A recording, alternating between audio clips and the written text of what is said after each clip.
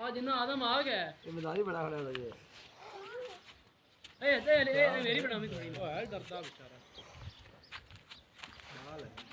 ਇਹ ਲਾੜੀ ਜਾਸੀ ਤੇ ਮੋਣੀ ਕਹਦਾ ਕਿ ਰੋਲਾ ਤੂੰ ਬੰਦਾ ਬੜਾ ਖਤਰਨਾਕ ਹੈ ਤੇਰੀ ਉਹ ਜ਼ੂਮ ਕਰ ਥੋੜਾ ਜ਼ੂਮ ਕਰ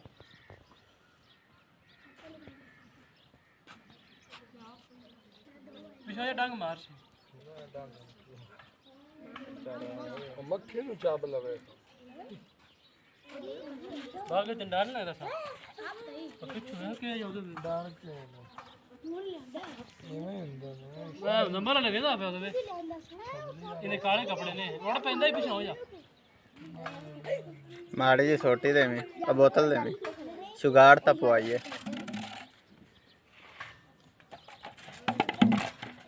ਬਾਤ ਹੀ ਦਿੱਤੀ